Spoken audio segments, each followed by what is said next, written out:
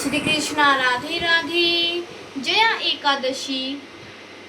ब्रह्मा मुहूर्त में उठे, सुबह 4 बजे से 5 साढ़े 5 बजे के बीच शुद्ध होकर भगवान का ध्यान करें। ओम नमो भगवते वासुदेवाय मंत्र का जाप करें। व्रत का संकल्प ले। मैं आज जया एकादशी का व्रत भगवान श्री हरि को समर्पित करती हूँ। जया एकादशी का व्रत 8 फरवरी को आता है। इसके देवता श्री हरि विष्णु जी हैं। इस दिन क्या करें? लड्डू गोपाल जी को जगाएं, मंत्र व घंटी से पंचामृत से स्नान कराएं, वस्त्र पहनाएं और सजाएं। व्रत का संकल्प लें और भगवान विष्णु की पूजा करें। विष्णु सहस्त्रनाम गीता पाठ करें, भजन करें, फलहार करें, मखाने, फल, दूध आदि। उस दिन क्या न करें और क्या ना खाएं? अनाज, दाल, चावल, प्याज, लहसुन, क्रोध, झूठ, नींद, अपशब्द ना बोले किसी को। नाखून मत काटे उस दिन में सोना वर्जित है यानी मना है। उस दिन लड्डू गोपाल जी को कैसे उठाएंगे?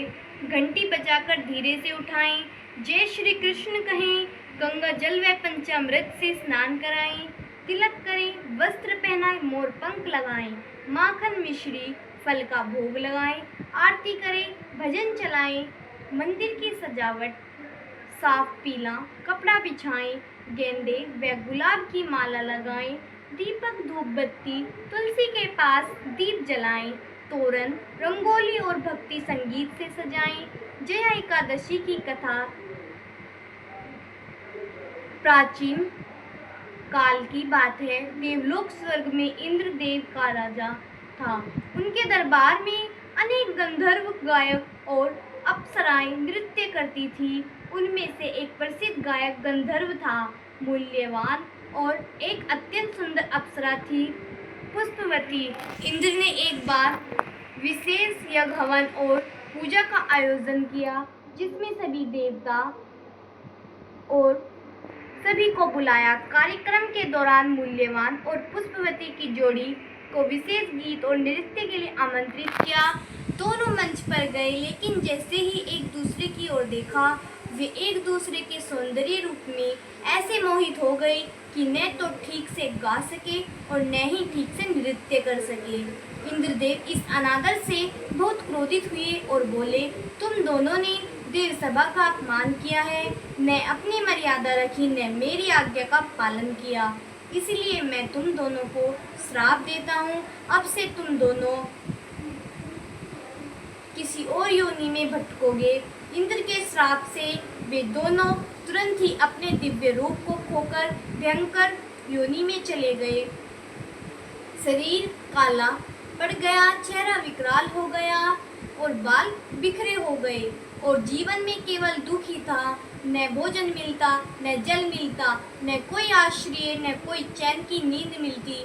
वे एक जंगल में दुख में जीवन बिताने लगे।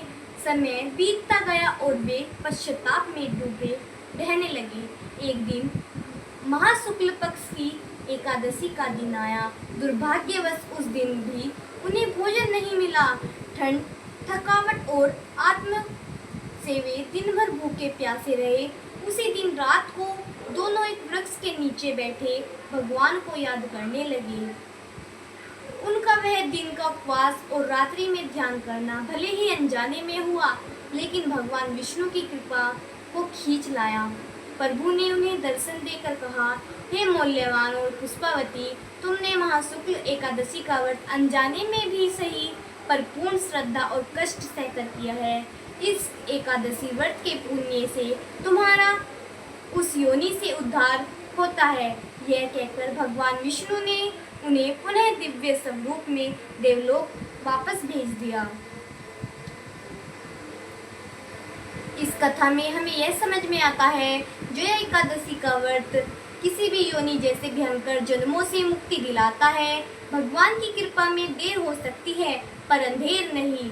अगर किसी दिन आप संयोगवश भी व्रत और भगवान की स्मृति में भी दिन बिताते हैं तो वह भी पुण्य बन जाता है। भक्ति का भाव, पश्चाताप और श्रद्धा ईश्वर को प्रिय है। इस व्रत से पिछले जन्मों के पाप भी नष्ट हो जाते हैं और मोक्ष का मार्ग खुलता है। जय श्री कृष्णा। राधे राधे।